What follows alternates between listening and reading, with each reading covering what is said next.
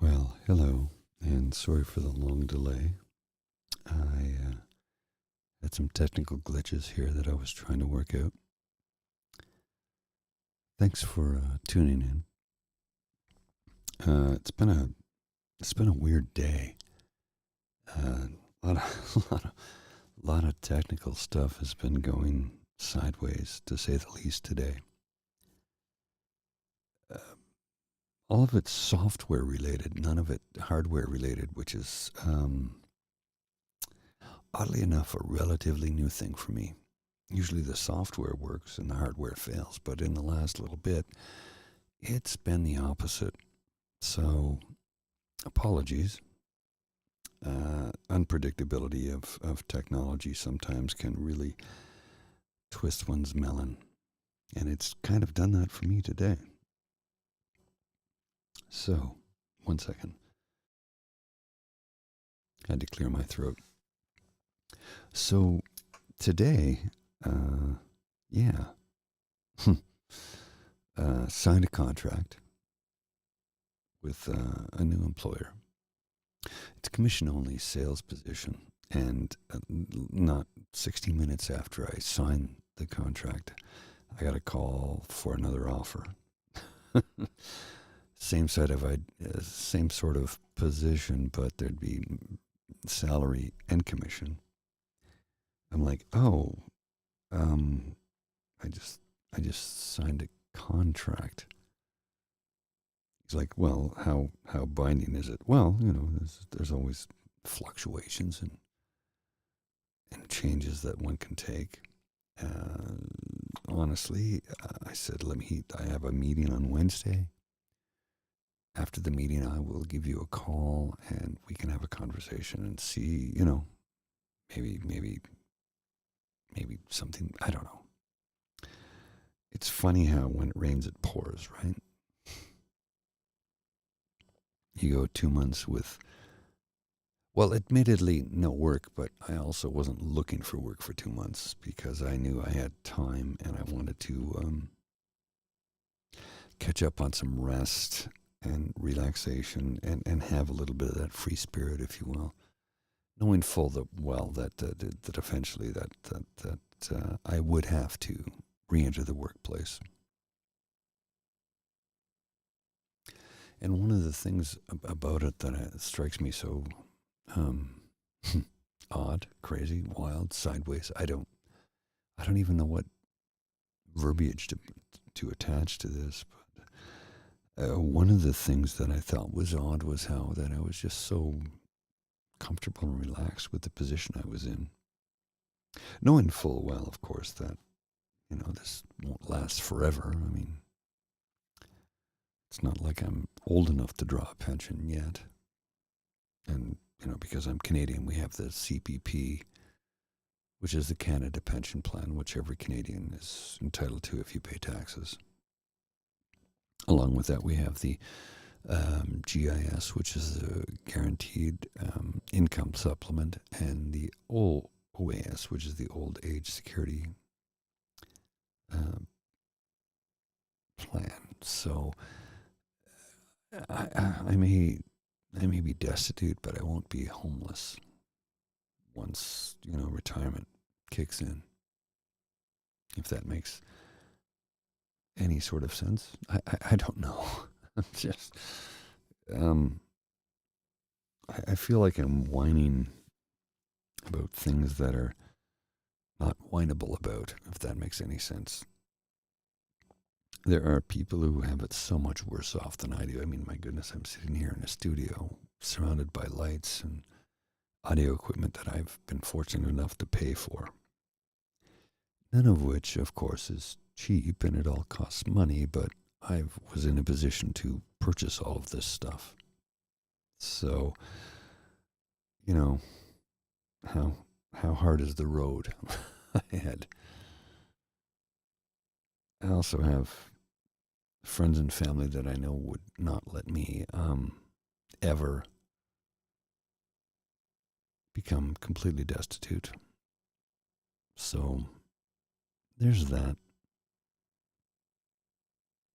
And I have new opportunities presented to me daily. Life is so complex and complicated and convoluted sometimes that I just don't know what to say about it. I'm a little hoarse today. My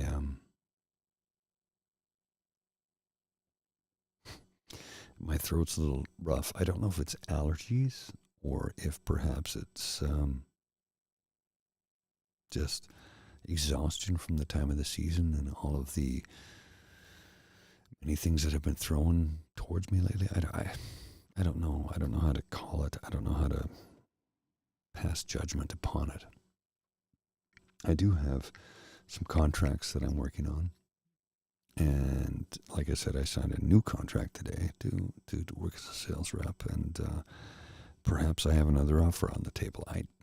You know, it's also very bizarre and twisted and complicated and complex. And I don't even know where to begin with any of it. You know, it's like, how do you, how do you suddenly change your life at 56 when you had no plans on doing it? Here's the thing. It's it's surprisingly easy. Even though it's a little stressful, it's surprisingly easy. And I think it has to do with the fact that I'm Generation X, you know, the forgotten generation, the one that we were left alone to fend for ourselves. Not me personally, because I had a stay at home mom, but I know millions of us did. And many of us left home very early. I left when I was I 18? 18 or 19? I don't recall exactly.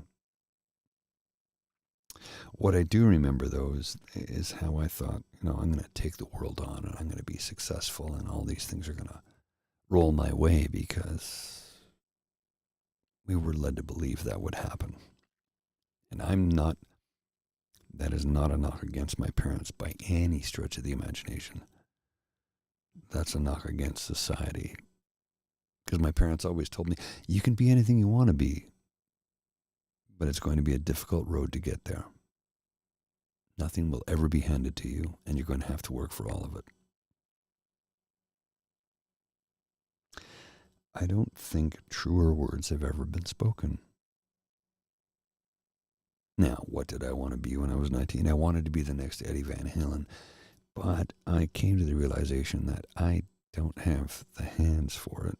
That pinky is way too short to play the Eddie Van Halen kind of riffs. Not to mention the fact that I was not in the right country or the right city at the time frame in my life where the possibility was even remote. Now I am grateful for how much things have changed since that time, so that now a talented individual, no matter where they are in the world, can produce video. Sorry, that's my dog. She came to say hello. A talented individual these days can produce something, whether it's singing, dancing, acting, playing an instrument of some type. They can get online, produce something, put it on YouTube, and somebody somewhere may find it. An audience may grow. Whether they decide to go with a record company, which I recommend you don't do, I would recommend that you form your own publishing company once you start earning money off of YouTube or Spotify, whichever the case may be. open up your own publishing company so that you own all of your music and you can distribute it as you see fit and license it where you see fit. I say this because I've seen so many people who have signed great deals and really got screwed. I do discuss some of this on my Mixcloud channel where I discuss pop music, pop, rock, metal, country. It's popular music. Pop doesn't mean bubblegum. Pop means popular music. And if you have a hit song and you're a heavy metal artist, that would be pop, as in it's popular music. Enter Sandman was on the charts. That makes it a pop song. Now, I know a lot of metal folks might get mad about that, but there you go. Anyway, I'm about to restart my Mixcloud series on popular music. I restarted my recent jazz music show, and it's the thing about the jazz music show is it's not for everyone. It's for those who love and appreciate jazz music. I'm sorry, my throat is really dry. One second.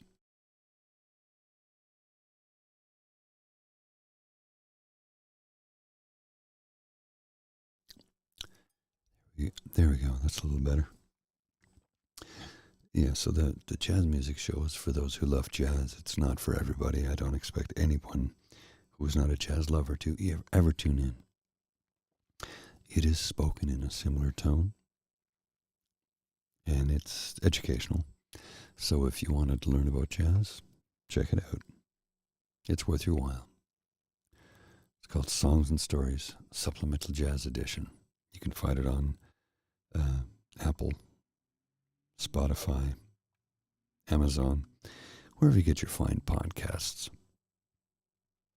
As for the Mixcloud one, it's exclusively Mixcloud because they license the music that I can play there, and it's there's no complications when it comes to copyrights.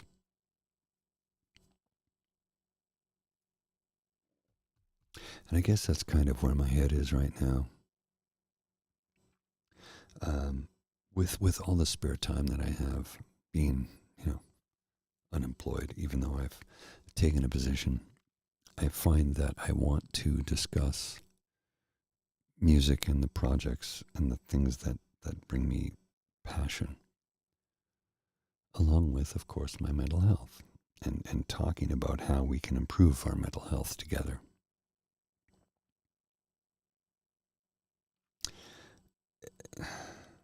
Hmm. Hmm.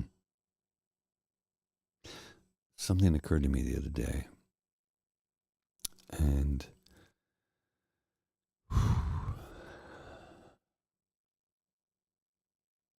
I had a moment where, bear with me, it takes me a minute to find the correct words. One second. I had a moment the other day where I had a challenge. It was emotional. I'm not going to give it an nitty gritty because that's nobody's business but mine. But what happened wasn't terrible, but it was a moment of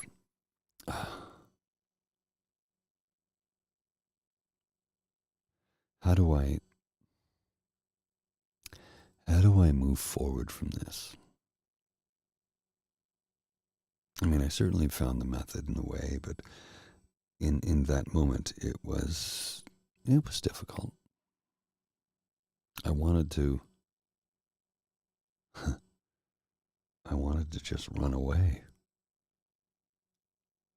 That's what I wanted to do. Just like, nope, can't deal with this. I'm out and leave. Just go for a long walk and come home when I felt like it and deal with the situation later. Unfortunately, life doesn't work that way. So I had to deal with the situation right then and there.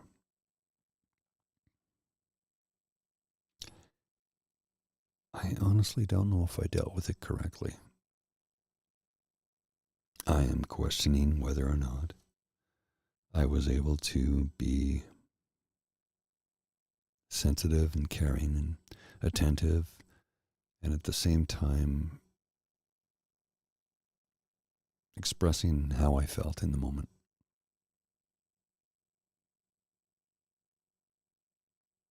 I don't know that I succeeded. I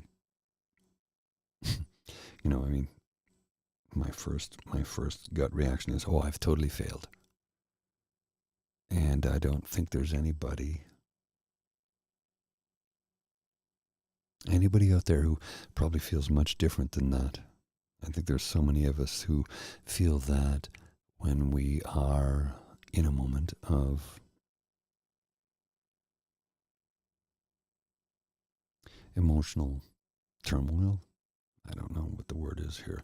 I'm searching and I'm having a trouble coming up with the correct terminology. But when we are, one second, when we find ourselves in a moment where we are struggling for the words, struggling for the method to deal, the manner to deal, I think that's when we get tested the most. And I don't know that I succeeded, but I don't think I failed.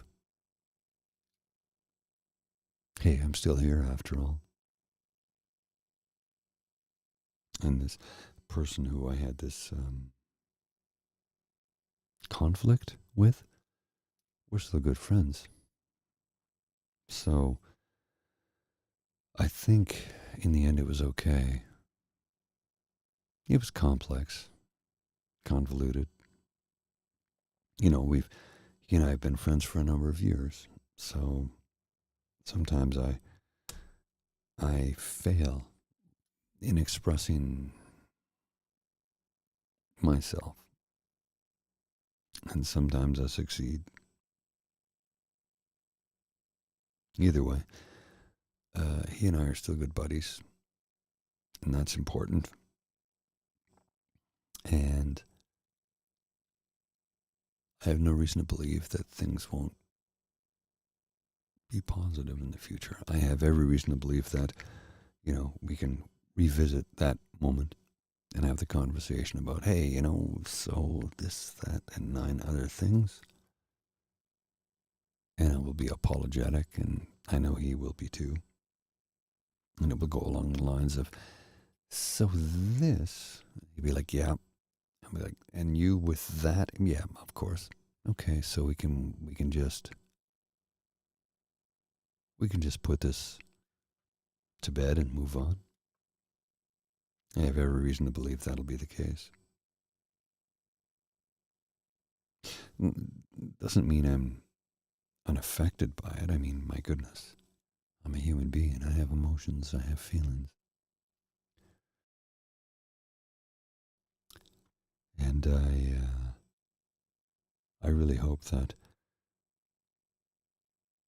that momentary lapse of reason on both of our parts, because both of us got a little out of our heads. I think we can move past it. You know, the funny thing is, the ironic thing is, the twisted thing is, the weird thing is, I don't know what the word to use here is. We both recognize that, hey, man, in the end, this is not a big deal. It really isn't. And my apologies for being vague, but I can't always divulge every single aspect of my life because, there are other people who are involved in it, and I'd like to protect them. In the end, we still love each other. We'll still be good friends. Everything will be okay. It was a minor, super minor nothing. It's a gigantic nothing in our long-standing friendship. That being said, I'm in a vulnerable place right now. And I did say that to him. I said, look, man, I'm sorry I lashed out. I'm, going through these things. And he was like, bro, I get it. However, I'm like, no, no, right? Mea culpa. And I think that was all he needed to hear was that I accepted my shortcomings in the conversation. And we shall move forward from here on out. 1 second. My apologies. My voice is a little bit hoarse today as we've had some strange ass weather here lately and my sinuses have been killing me. Anyway, it's been a weird week, even though it's a short one. My, you know, uh, I try and put a positive spin on the month of October. I really do. I really do. Here in Canada, we have Thanksgiving. It usually would have taken place last weekend, but the way the calendar worked this year, it takes place next weekend. So Thanksgiving is later than normal this year, and it's a holiday that I very much look forward to every year. It's a deciding weekend in the CFL, Canadian Football League, and I love the CFL. It's time for family and friends to get together and have a big meal and celebrate one another's company. And then, of course, 2 weeks after that, ordinarily it's 3, but 2 weeks after that, we have Halloween, which is normally something to look forward to. And I say normally, and I don't mean that this year is any different, because I will still look forward to it. But I'm just really having a hard time putting a positive spin on October this year. November, the only thing that's ever been good about November, as far as I'm concerned, is the fact that we have. There used to be a television network, TBS. I'll say TBS. I could be wrong. That would have 14 days of 007 and just show Bond movies every night for 14 days, 2 weeks of Bond. I mean, now you could do 3 because there's enough of them to do that. And that made November palpable because it's the worst month of the year as far as I'm concerned. The weather's never great. It's usually cold, wet, and rainy. It's not cold enough for snow or ice, so you can't skate or ski yet. Then December rolls around, and it used to be by December 5th or 6th, we'd have snow on the ground. Maybe ski season starts, maybe it doesn't. The canal's not frozen yet, but it's going to be there soon. The last 20 years have been a different story. Without getting into the political aspect of climate change, it's very real because we just don't have winter starting like it normally did.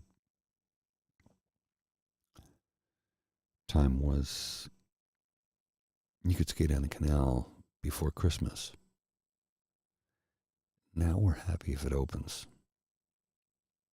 Last year was the first year in 50 years I didn't ski. Because the season just wasn't worthwhile. Unless you're willing to spend money to travel to, Le Massif or Velinois or Saint Anne or Tremblant, which is close, but nevertheless, there's a lot of money involved. Or out west, and in which case, some places out west just didn't have a season. And I'm not getting political about this because that's not what this show does, but the climate is changing whether we like to admit it or not. Ski season is shorter, there's less snow, there's less cold days, and if the Rideau Canal opens for 20 days, we get kind of excited. That's That's kind of sad because, the canal is something that I look forward to because it's just a few hundred meters from me. I can strap my skates and go out and get some great exercise without impacting my knees. I can't run because it hurts my knees. I can only ride my bike for a little while before, something else hurts. I'm an old man complaining, and I apologize for that, but here we are. It's all real. And I wish it wasn't, but it is. So I'll just roll with the punches as much as I can. And remember to breathe. Oopsie, I dropped something. Apologies. The anxiety lately has been all over the map. And I don't quite know why. The thing that we don't fully understand about the human body is how much the weather, pressure, etc., can affect headaches, sinuses, attitudes, altitude, anxiety, and depression. We are affected by so many things that we still don't fully understand. And I wish I could tell you that this, that, or five other things are the reason why you feel the way you do. But I can't tell you that. That would be a lie. And I'll never lie to you. I don't know why you feel the way you feel. Sometimes it might be brain chemicals. Sometimes it might be genetics. Sometimes it could be weather, change in circumstances, changing your job.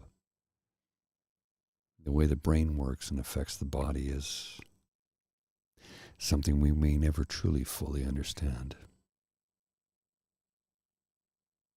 However, I do want you to know this, and this is really important. I am here for you. I'm here to listen to you. I'm here to share with you. And if you're struggling, if you're having a hard time, if you are not sure if tomorrow is going to come, please, I beg of you, reach out. Reach out to me, reach out to a friend, reach out to someone somewhere, because I guarantee you someone cares enough that they want to see you be here for another day. I have so many people in my life that I can call on that I know would be destroyed if I were to leave. So I've chosen to stay, even through the tough times, and admittedly, emotionally, psychologically, I'm not doing too bad at all. I mean, all things considered, I'm unemployed. I have no money coming in. Well, I had to take a job, but it's a commission position, so until I make a sale, there's no money. But all things considered, I should not feel as good as I do. And yet I do.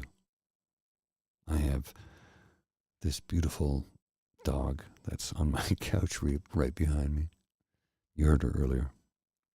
I have this beautiful woman who I've taken as my wife, or chosen as my wife. I haven't taken her. She chose me. She picked me. And I have all this wonderful friends and family that tell me how much I'm loved and wanted and needed. So I am going to hang on to that. And that's what's keeping me going and being positive and being happy and being joyful in this difficult time. I'm going to be here for a long time. And I hope you will be too. So if you have a tough time, reach out to me. Reach out to a friend. Reach out to a family. Join the chat. You don't have to say anything revealing. Just know that you're welcome in this community. And that we want you here too. Okay. You take care. I'm gonna head on home, which is literally 2 meters behind me. I'll see you soon. Take care.